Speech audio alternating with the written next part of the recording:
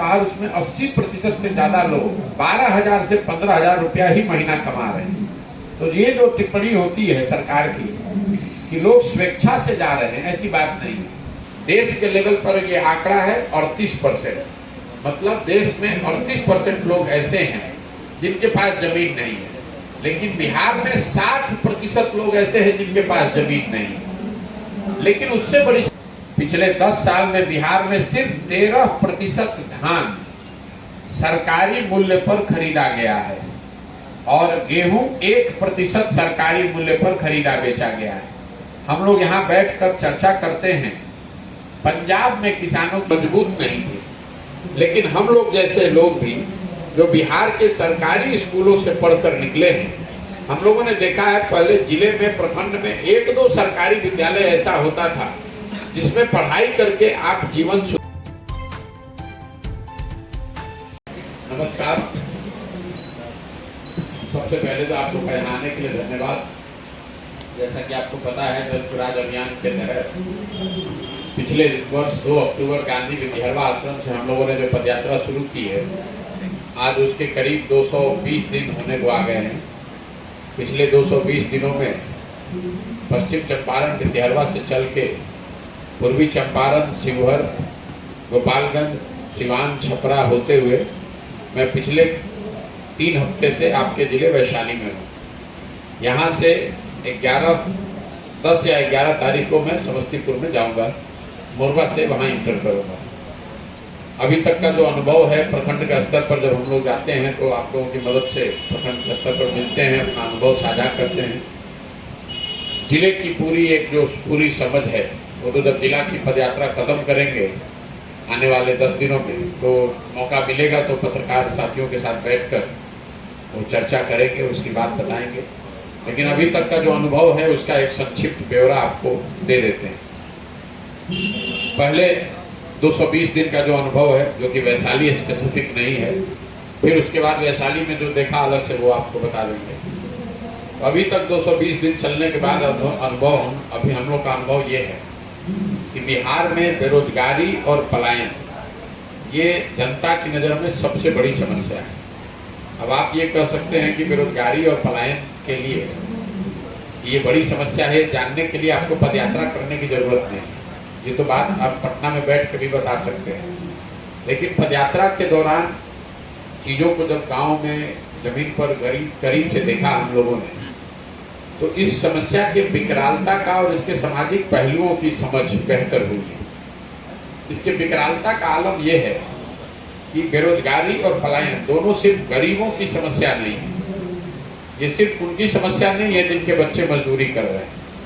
मध्यम वर्गीय और आर्थिक तौर पर समृद्ध परिवारों में भी बच्चों के रोजगार की जो समस्या है वो बहुत बड़ी है। उसी तरीके से पलायन, कई बार हम लोग को लगता है कि ये गरीब लोग पलायन कर रहे हैं, ऐसी बात नहीं। अपना है वो धीरे धीरे लुप्त प्राय हो गई, खत्म हो गई है। शायद ही कोई ऐसा परिवार मिलता है, गरीब का हो या मध्यम वर्गीय परिवार हो, जहां माता पिता, पति पत्नी और बाल बच्चे साथ में रहते हैं।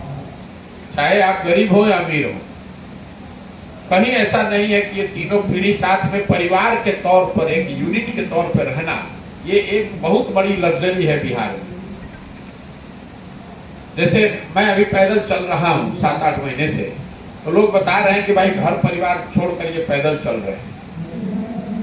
हम तो पहली बार चल रहे हैं परिवार छोड़कर 7 महीने से। बिहार के ज्यादातर परिवार के लोग को अपने परिवार के साथ, बाल बच्चों के साथ रहने का उनको सुख है ही नहीं।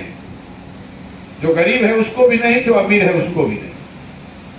दूसरा, जो पलायन की जो समस्या है, पलायन जो लोग जा रहे हैं बाहर, उसमें 80% से ज्यादा लोग 12,000 से 15,000 रुपया ही महीना कमा रहे हैं। तो ये जो टिप्पणी होती है सरकार की कि लोग स्वेच्छा से जा रहे हैं, ऐसी बात नहीं है। 12,000 से 15,000 कोई दूसरा रोजी रोजगार व्यापार नहीं है तो 5 वर्ष खेती किसानी कीजिएगा। कोई घर में बीमार पड़ जाए, किसी को नौकरी चाहिए, किसी की शादी आ गई, तो आपको 1-2 कट्ठा जमीन बेचना है। किसानों की ये जो यहाँ दुर्दशा है, उसके 3 मूलभूत कारण अभी तक मेरी समझ में आए। पहला है भूमि सुधार का लागू न होना। बिहार देश के कुछ एक मात्र राज्यों में है जहां आजादी के बाद भूमि सुधार को लेकर भूमि का स्वामित्व और जैसा लोगों की आशंका थी कि कानून व्यवस्था इस सरकार में बिगड़ेगी, वो होता हुआ दिख रहा है। क्योंकि फरवरी के बाद से 3 जिलों में भी मैं चल रहा हूँ, सिवान, छपरा और अब वैशाली, हर दिन लोग किसी न किसी के अपराध, किसी न किसी बड़े अपराध की आकर चर्चा करते हैं, बात करते हैं। तो निश्चित तौर पर समाज में एक भय का माहौल है और लोगों को ऐसा लग रहा है कि जो उनका डर था कि जंगल राज के दौरान जो अपराधियों की जो गतिविधियां थी, जो उनकी सक्रियता थी, वो कहीं न कहीं वापस समाज में लौटता हुआ दिख रहा है। आनंद मोहन जी की जो रिहाई है उसको आप देखिए, उनकी जो रिहाई है और उस तरह के कई मामले हैं। मैं ये देखता हूं कि अंग्रेजी में एक वर्ड है capitulation, complete surrender. Nitish Kumar का complete capitulation as a chief minister and as a political leader, राजनीतिक नेता के तौर पर और प्रशासक के तौर पर नीतीश कुमार ने की छवि अब ये हो गई है, स्थिति ये हो गई है कि भाई मुझे मुख्यमंत्री बनाए रखो, जिसको जो करना है कर लो। और इसकी शुरुआत इस रिहाई से नहीं हुई है। ये 2 बात रिहाई पर तो मैं आता हूँ। जब नीतीश कुमार ने महागठबंधन में अपना मंत्रिमंडल बनाया, तभी मैंने ये टिप्पणी की थी। इस मंत्रिमंडल में 4 ऐसे मंत्री हैं जिनका नाम 2015 में भी आरजेडी की ओर से, राजद की ओर से प्रस्तावित किया गया था, लेकिन उनको इसलिए मंत्रिमंडल में उस समय शामिल नहीं किया गया था कि भाई इनकी दागदार छवि है, इनके रहते हुए आप सुशासन की बात कैसे कर सकते हैं। वही 4 लोग आज मंत्रिमंडल में नीतीश जी के अगल बगल बैठे हुए हैं। जो आनंद मोहन जी की बात है, रिहाई से 2 बात दिखती है। एक तो ये जो जात की राजनीति करने वाले लोग हैं, दलित और पिछड़ों की राजनीति करने वाले हैं, ये उन समाज के लोगों को देखना चाहिए। उनके सामने ये बिल्कुल नंगे हो गए। जिनकी हत्या हुई, जिनकी दुखद मृत्यु हुई, वो गरीब घर का एक दलित समाज का लड़का था। उसके मामले में भी जहां आपको वोट सर 10 लाख रोजगार पर क्या कहिएगा सर?